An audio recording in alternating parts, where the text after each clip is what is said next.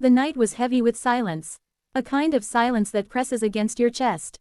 Jonathan Roumie sat alone in the small prayer chapel, the dim light from a single candle flickering across the wooden walls. His hands trembled as they held the rosary. He had carried a question for years. It wasn't about fame, not about his career, not even about himself. It was about them, the creatures that filled our world with life. The dog that used to run beside him as a boy. The stray cat that once followed him home on a rainy night. The birds he used to watch at sunrise when life felt too heavy. They had all been there, and then they were gone. And for the first time in months, Jonathan whispered into the darkness. Jesus, what happens when animals die? The words left his mouth like broken pieces of his heart. He didn't expect an answer. But deep down, he hoped. And as the candlelight shook against the walls, a stillness filled the room. Not empty, not cold, a stillness that carried weight. Almost like someone had stepped into the room without making a sound. Jonathan closed his eyes. For a moment, he thought it was just his mind playing tricks. But then, a voice. Soft, steady. Jonathan. His eyes shot open, breath caught in his chest. The room felt the same. And yet, completely different. Who? He whispered. You asked me a question, the voice said. Calm, gentle, like the sound of water moving over stones. Jonathan's lips parted, but no words came out. You want to know about the creatures I made, the voice continued. Jonathan's heart pounded. Yes, he breathed. Where do they go, when they leave this world? A pause, long enough to make his hands shake harder.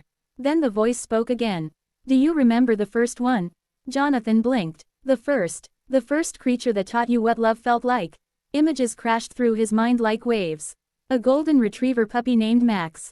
His childhood best friend. The one who slept at the foot of his bed when thunderstorms scared him. The one who waited by the door every day after school.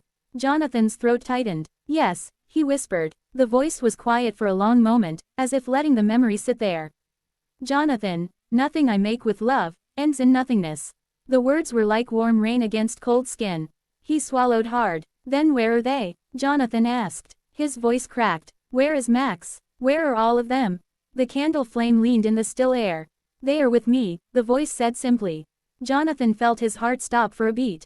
With you, yes, the voice said. Every creature you loved, every creature that carried innocence and life, they are not lost. Jonathan felt something rising in his chest. Grief, hope, disbelief. Why, then, he said, his voice shaking, why does it hurt so much when they go? The voice was silent for a moment. Because love always costs something, it said softly. Even for me. Jonathan sat frozen. The candle flickered. The room felt smaller now. Like the weight of eternity had pressed itself into this single moment. Jonathan, the voice continued, their lives were a gift. Their joy, a reflection of the life I breathe into all things. When they leave, they return to the source of that life. Jonathan stared at the flame, eyes stinging. They return, to you? He asked. Yes, the voice said.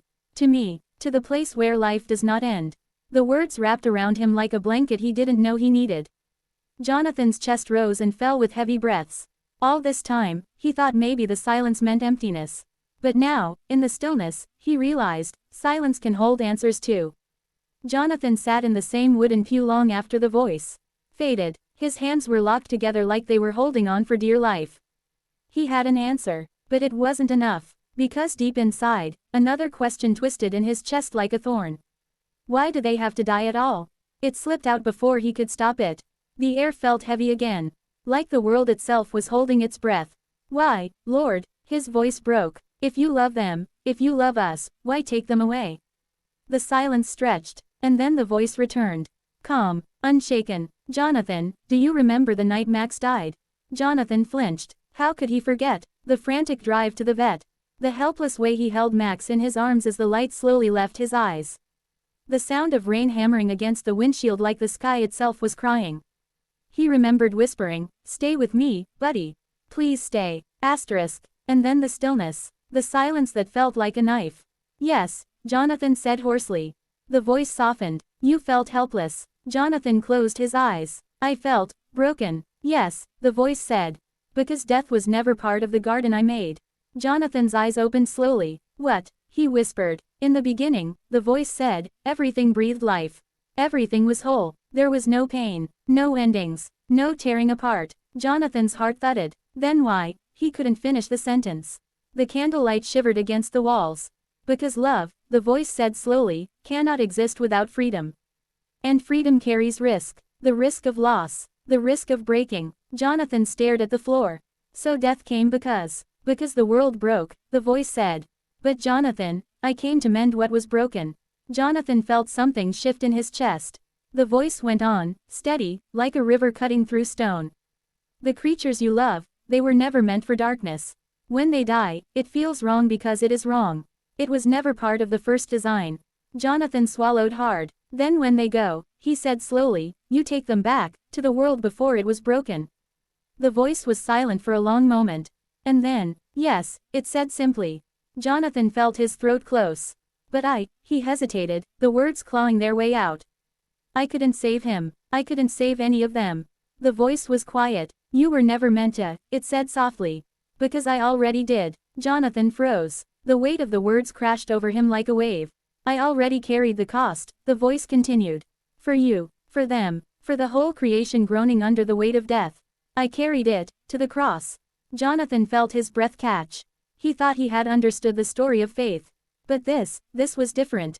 You mean, he whispered, even the animals, even they.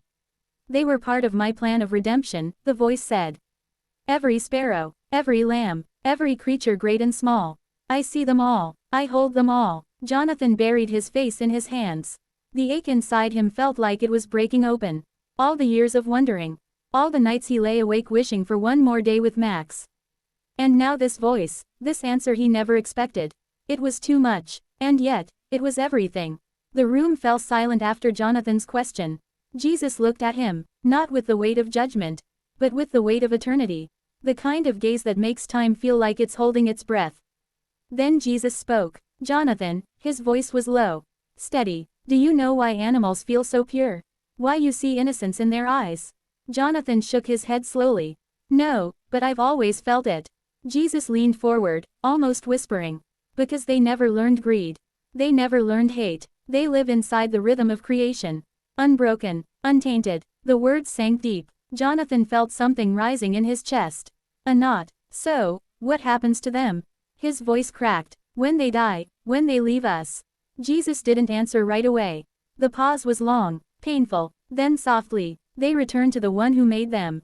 Jonathan, not a single sparrow falls without the Father seeing it. Jonathan's breath caught. You mean, they live? Jesus nodded. The love you feel for them doesn't vanish. The life they carried doesn't vanish. Creation groans, but it will be healed. All things, all creatures, will be made new. Jonathan's eyes burned. He could feel tears threatening. But, why does it hurt so much when they go? Jesus' voice softened even more. Because love was never meant to taste like loss. That was never the plan. The words hit him like thunder wrapped in kindness.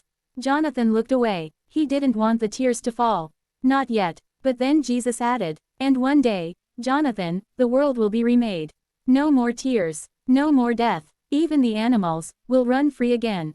Jonathan's lips trembled. That's beautiful. Jesus simply said, it's the truth. The weight in the room shifted. Like a storm breaking into sunlight. Jonathan whispered, almost to himself. So they're not gone forever. Jesus smiled. Nothing made in love is ever lost forever. Jonathan sat back, silent, trying to breathe through the weight of what he just heard. The room felt different now. Lighter, but heavier too. Like his heart had been cracked open, but the light was pouring through the cracks. Jesus watched him, not rushing, just waiting. Finally, Jonathan whispered, all this time, I thought it was the end. That death was the end. Jesus shook his head softly. Jonathan, death was never the end. It was never supposed to have the last word. Jonathan looked at him, eyes shining. Then why does it still feel like it wins? Jesus leaned closer. Because you're living in the middle of the story, not the end. The author hasn't finished writing. The words landed like a promise. Jonathan swallowed hard. So when I see them again, my dog, my cat, it won't just be a dream. Jesus smiled. No dream. A reunion. The world made right. Love restored. Jonathan's throat tightened. Will they remember me? Jesus didn't hesitate. Jonathan, love leaves fingerprints on eternity. They will remember. The tears finally came. Slow at first, then breaking loose like rain after a long drought. Jesus didn't speak. He let him cry. Because some truths are too beautiful for words to carry alone. After a long moment, Jonathan whispered, "Thank you." Jesus placed a hand on his shoulder. "Grieve, Jonathan, but never without hope. Even the smallest life matters to the one who gave it." Jonathan nodded, wiping his face. Something inside him felt lighter. Like the question that had haunted him for years finally had an answer. He looked at Jesus one last time. "So, the story isn't over." Jesus smiled, a kind of smile that carried eternity in it. "No, Jonathan, it's only just beginning." And as Jonathan left that room, the world outside felt different, brighter, because for the first time, he knew love was stronger than loss.